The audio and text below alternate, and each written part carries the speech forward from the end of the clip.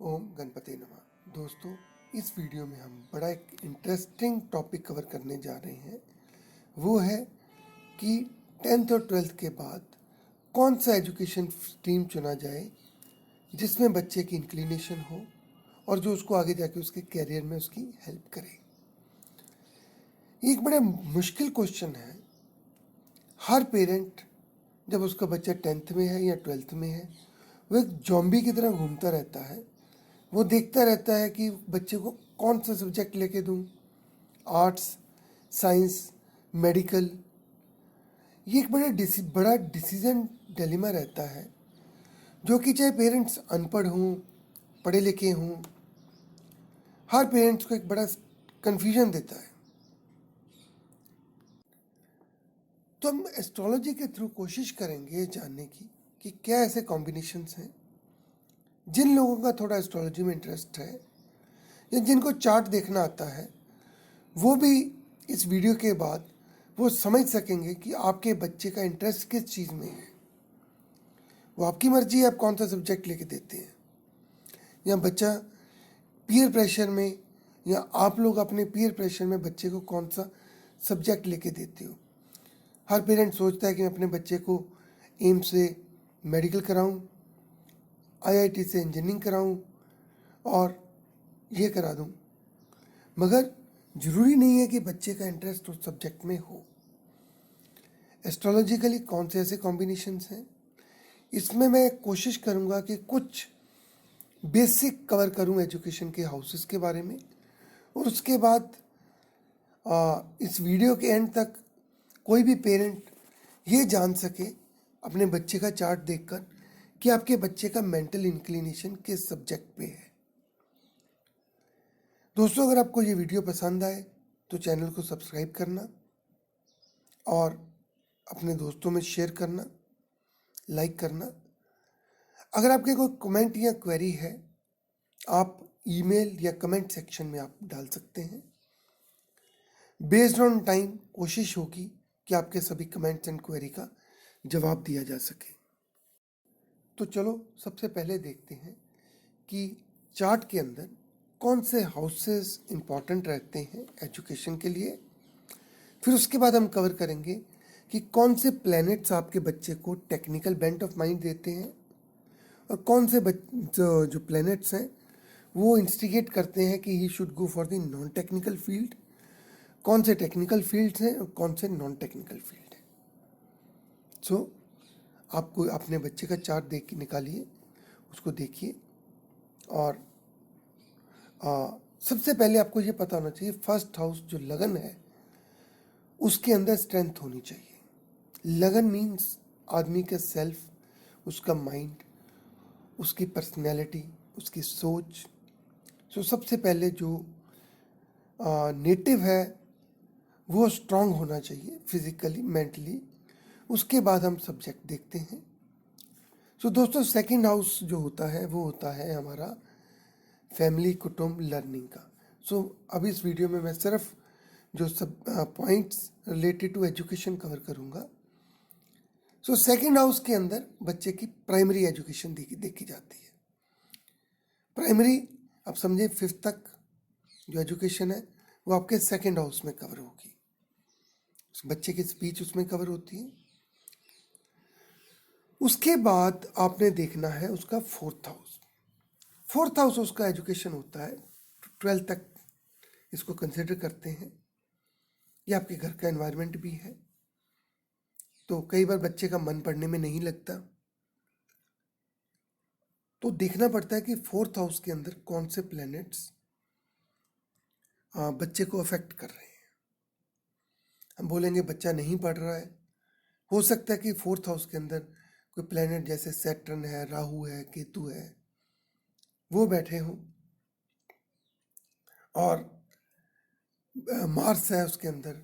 तो घर में कुछ प्रॉब्लम्स हैं या स्कूल में प्रॉब्लम है, जिसकी वजह से बच्चे की एजुकेशन 10th 12th तक जो है that is getting affected. Reason school में प्रॉब्लम है, घर में प्रॉब्लम है।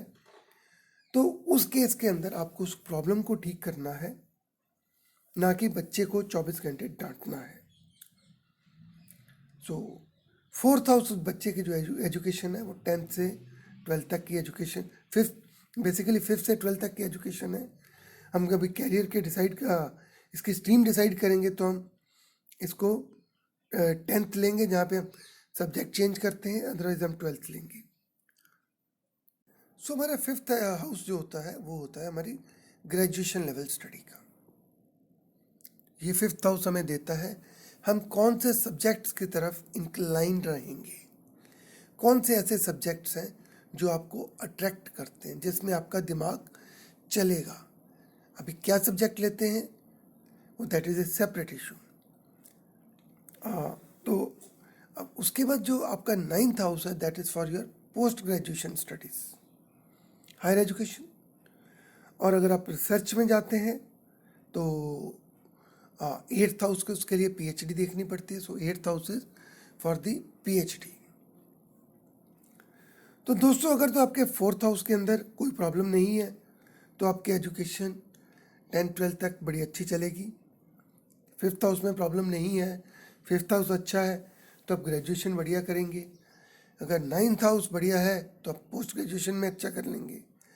अगर 8th हाउस में अच्छे प्लैनेट्स हैं तो आप पोस्ट ग्रेजुएशन हो जाती है तो आप रिसर्च में जा सकते हैं।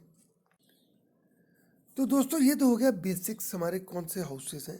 इसके बारे में एक दूसरे वीडियो में अच्छी तरह कवर करूँगा, जिसके अंदर हर हाउस और उसके अंदर जो बैठे प्लैनेट्स हैं उनके बारे में डिस्कशन होगी। अभी हम देखते हैं कि कौन से जो चार्ट्स हैं वो हमें देखने हैं। इंटरेस्टिंगली एस्ट्रोलॉजी में सिर्फ हम जो चार्ट हमें नज़र आता है जिसको हम D1 चार्ट बोलते हैं या लगन चार्ट बोलते हैं, वो पूरी स्टोरी नहीं बताता है। हमें उसके अलावा एक चार्ट D9 चार्ट देखना पड़ता है, नवांश कुंडली बोलते हैं उसको। नवांश कुंडली को देखना पड़ता है उसके इनर स्ट्रेंथ को समझने के लिए। जब हम एजुकेशन की बात करें तो उसके लिए हमें चतुर्विमांशा एक चार्ट D24 चार्ट बोलते हैं, जो कि हमारे नॉलेज का चार्ट होता है। बट D24 चार्ट देखने के लिए ज़रूरी है कि हमारे बर्थ का समय सही हो, क्योंकि इस चार्ट के अंदर जो हमारा 30 डिग्री का लगन है, राशि है, उसको हम 24 पार्ट्स में डिवाइड करते हैं। तो अगर हमारा टाइम 5-10 मिनट का फ़र्क आ गया, इवन 2-3 मिनट का फ़र्क आ गया, तो आपका जो D24 चार्ट है वो चेंज हो जाएगा। सो अभी हमने जो स्टडी करनी है, हमने तीनों चार्ट की करनी है, D1, D9, D24। इसके अलावा जब बच्चा पढ़ाई कर रहा है एजुकेशन के टाइम पे, दशा किसकी चल रही है, इसके अंदर जो महादशा रहती है उसका मेन इम्पैक्ट रहता है। अगर दशा गलत चल रही होगी तो उसमें फिर प्रॉब्लम आ जाएगी। अगर दशा सपोर्ट करती है तो दैट इज़ वेरी गुड। तो दोस्तों अभी तक हमने जाना कि किसी के चार्ट के अंदर बेसिक हाउसेस कौन से हैं, एजुकेशन के लिए हम कौन से चार्ट्स देखेंगे, और दशा की इम्पोर्टेंस को जाना। अभी हम जानते हैं कि प्लैनेट्स जो कि बताएंगे कि आपको टेक्निकल स्ट्रीम में जाना है, नॉन टेक्निकल स्ट्रीम में जाना है। सो जो मार्स है यानी मंगल, राहु, सैटर्न, केतु, ये 4 प्लैनेट्स आपको टेक्निकल सब्जेक्ट्स की तरफ आपका बेंट ऑफ माइंड को लेते हैं। इसमें सन जो है वो एक मिक्स इफेक्ट देता है। Sun is a significator of government authority, so it gives more of the management skills. और सन मेडिकल फील्ड के लिए भी सन की इम्पोर्टेंस काफ़ी रहती है। सो टेक्निकल के लिए मार्स, मंगल, जो है वो मशीनरी का कारक है। जहाँ पे भी मशीन आएगी मंगल आएगा। अगर आप कोई मैकेनिकल में देख रहे हैं, जहाँ पे भी जो मशीन है that is Mangal. Instrument is Mangal. Shani is with the labour class, जिस इंडस्ट्री में लेबर क्लास लगेगा, जो इंडस्ट्री लगेगी, that is with the Saturn. Rahu, जहां पे आपका कम्युनिकेशन आ गया, communication through power lines, through telecom, चाहे आप कॉर्डलेस मोबाइल इंडस्ट्री की बात कर रहे हैं या पावर इंडस्ट्री की बात कर रहे हैं, या इवन स्टेथोस्कोप। स्टेथोस्कोप में जो कॉम्बिनेशन बनेगा वो that will be sun, Rahu, Mars, इन तीन के कॉम्बिनेशन से स्टेथोस्कोप का कॉम्बिनेशन बनेगा। हार्ट है तो मून आ जाएगा। सो उसके अलावा Ketu, Ketu is for the cutting. So जो भी टेक्निकल सब्जेक्ट्स है उसके अंदर कुछ ना कुछ आप जोड़ेंगे तोड़ेंगे, so that is technical and that is Ketu. So अगर जैसे आपका मार्स और राहु का कॉम्बिनेशन अच्छा है तो बच्चा कंप्यूटर इंजीनियरिंग कर सकता है। अगर मार्स एंड सन का कॉम्बिनेशन अच्छा है तो he can be a good surgeon also. So non technical field में शुक्र देवता है वीनस, शुक्र देवता ब्यूटी, फैशन इंडस्ट्रीज, चंद्रमा अगेन, देन मरकरी बुध एंड जुपिटर। ये चार सब्जेक्ट जो है वो नॉन टेक्निकल के हैं। जैसे अगर आप कॉमर्स की बात करें तो मरकरी जुपिटर का कॉम्बिनेशन ये आपको नॉन टेक्निकल कॉमर्स साइड में ले जाएगा, और जुपिटर, वीनस, मून, मरकरी, ये चार सब्जेक्ट्स हमारे, चार प्लैनेट्स हमारे नॉन टेक्निकल फील्ड की तरफ आपके बच्चे का माइंड डाइवर्ट करते हैं। सो टेक्निकल में क्या, medical, non medical. Non technical में क्या, बीए, बीकॉम, मैनेजमेंट। अगर आपकी मैनेजमेंट जो है that is in the non technical subjects, तो उसके अंदर नॉन टेक्निकल सब्जेक्ट्स प्लस सन आएगा, और अगर टेक्निकल में है तो टेक्निकल प्लस सन आएगा। तो दोस्तों जुपिटर जो है ये नॉलेज का कारक है। ये अगर इसके ऊपर टेक्निकल प्लैनेट्स का इफेक्ट ज़्यादा आ जाए तो ये टेक्निकल में ले जाता है, तब ये टेक्निकल बन जाता है। अगर इसके ऊपर नॉन टेक्निकल सब प्लैनेट्स का इफेक्ट ज़्यादा आ जाए तो ये नॉन टेक्निकल बन जाता है। तो ये इसके अंदर एक, हम अपने चार्ट में ये देखते हैं कि 5th हाउस में कौन से प्लैनेट बैठे हैं, 5th हाउस पे किन प्लैनेट्स का जो इफेक्ट है वो ज़्यादा है। जिन प्लैनेट्स का इफेक्ट 5th हाउस के ऊपर ज़्यादा रहेगा उस तरफ बच्चे का माइंड डाइवर्ट होगा, उसका बच्चे का माइंड उस तरफ ज़्यादा चलेगा।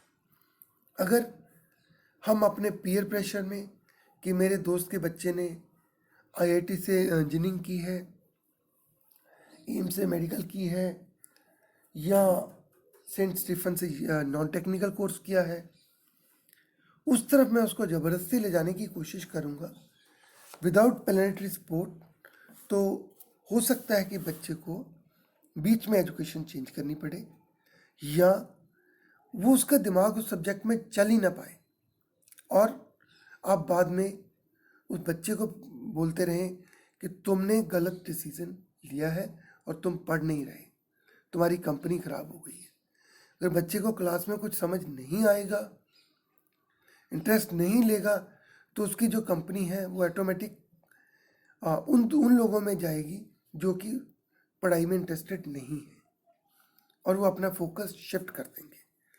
सो ज़रूरी ये है कि काउंसलर के पास जाने की बजाय आप एक एस्ट्रोलॉजर के साथ भी डिस्कस करें। I am using the word भी, मीन्स काउंसलर से मिले आप, नो इशू, बट आप एक एस्ट्रोलॉजर जो कि पढ़ा लिखा एस्ट्रोलॉजर है, जिसको D1, D9, D24 chart, planets की स्ट्रेंथ के बारे में नॉलेज है, उसके साथ डिस्कस करें कुछ टाइम लगाएं, और बिलीव मी, जो एस्ट्रोलॉजर इसके बारे में आपके साथ 1-2 घंटे लगाएगा, he will expect a better reward. हम कोई भी फॉर्म भरेंगे, अदरवाइज यू विल फाइंड कि हर कॉलेज जो है वो 15-20-50 हज़ार रुपये आपसे रखवा लेता है। गलत फॉर्म भरते रहते हैं, और 10 जगह फॉर्म भरते हैं और बच्चे को सिर्फ एक जगह में जाना होता है। सो एस्ट्रोलॉजर के साथ कुछ टाइम स्पेंड करें, और हो सकता है कि आपका जो डिसीज़न है वो बच्चे को या आपको हेल्प करे आगे चलने के लिए। सो दोस्तों, अभी जो है हमने अभी जाना कि टेक्निकल सब्जेक्ट्स क्या हैं, नॉन टेक्निकल सब्जेक्ट्स क्या हैं, और अभी हम लेते हैं कि अगर बच्चे को हमने 12th के बाद या 10th के बाद कौन से स्ट्रीम चुन के देनी है, उसका माइंड किस में चल रहा है। तो सबसे पहले हम देखेंगे 5th हाउस के अंदर कौन से प्लैनेट बैठे हुए हैं, उनकी क्या स्ट्रेंथ है। अभी इसके अंदर एक रस्सा कशी होगी, जुपिटर भी है, मून भी है, मार्स भी है। तो आपने देखना है कि जो 5th हाउस के ऊपर कौन से मैक्सिमम इफेक्ट आ रहा है, टेक्निकल का या नॉन टेक्निकल का। सभी का आपने वर्कआउट करना है, D1, D9, D24। अगर टेक्निकल सब्जेक्ट्स का प्रेशर ज़्यादा है, इसके अंदर हम PAC देखते हैं। PAC means position, aspect and conjunction. 5th Lord को देखिए, उसके बाद आप बताएंगे कि ग्रेजुएशन में मेरे क्या सब्जेक्ट होने चाहिए। जहाँ पे कंफ्यूजन आती है, आप 5th हाउस के जो लॉर्ड है, आप उसका नक्षत्र देखिए। अगर उसका नक्षत्र, जैसे आपको प्लैनेट्स बताया है, टेक्निकल में है तो go for technical. If it is not in technical then go for non technical. कोई केस ऐसा होगा जिसके अंदर 5th हाउस के अंदर कोई प्लैनेट ही पोस्टेड नहीं है, तो फिर उस टाइम पे 5th हाउस का जो लॉर्ड है और 5th हाउस के लॉर्ड का जो नक्षत्र है, नक्षत्र लॉर्ड है, वो मेन इंपॉर्टेंस लेंगे। दोस्तों, अपने बच्चे का इंटरेस्ट जरूर पूछना है बात करके, और उसके मार्क्स देखने हैं पिछले सब्जेक्ट्स में कैसे चल रहे थे। और एक इम्पॉर्टेंट बात, एस्ट्रोलॉजी में देश काल पात्रे देखना जरूरी है। मीन्स आपकी कंडीशंस क्या हैं, बच्चे की क्या कंडीशंस हैं। टेक्निकल का डजंट मीन कि IIT और इंजीनियरिंग, इट मीन कोई IIT भी कर सकता है, कोई डिप्लोमा भी करेगा, और कोई इंजीनियरिंग भी करेगा, कोई उसके अंदर पोस्ट ग्रेजुएशन भी करेगा। मेडिकल में कोई नर्सिंग में भी जाएगा, कोई डॉक्टर्स में भी जाएगा, और कोई फिजियोथेरेपिस्ट भी जाएगा। सो देश काल पात्र के हिसाब से ये इस बात को समझना चाहिए। अगर हम देखें कि कंपटीशन में वो उसको सक्सेस कैसे मिलेगी, तो उसके लिए आपको 6th हाउस देखना जरूरी है। जब आप 6th हाउस देखेंगे तो ये बताएगा कि आपने कोई सब्जेक्ट कोई भी लें, आगे कंपटीशन में सक्सेस उसको कैसे मिले। 11th हाउस हमें सक्सेस देता है। अगर हमारा 4th 5th का कनेक्शन 11th हाउस से बनता है तो उसके अंदर हमारे सक्सेस की प्रोबेबिलिटी काफ़ी बढ़ जाती है। अगर हमारे जो प्लैनेट है 5th हाउस और 10th हाउस का कनेक्शन आता है, तो इट सेज कि आपके बच्चे का कैरियर जो है वो वही उसी फील्ड में होगा जिसके अंदर उसकी एजुकेशन है। नहीं तो मैक्सिमम द टाइम आप देखेंगे कि बच्चे का इंटरेस्ट किसी और सब्जेक्ट में है, सब्जेक्ट कोई और लेता है, और बाद में कैरियर किसी और में लेता है। सो एक बड़ी कंफ्यूज स्टेट है।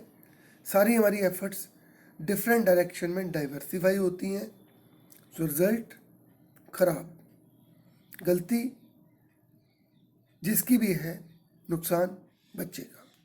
सो बेटर ये है कि हमारी 5th हाउस और 10th हाउस में कनेक्शन हो, ताकि बच्चे ने जो पढ़ाई की है उसी सब्जेक्ट के अंदर वो जॉब करे, अपना वर्क काम करे, वही उसका वर्क एरिया हो।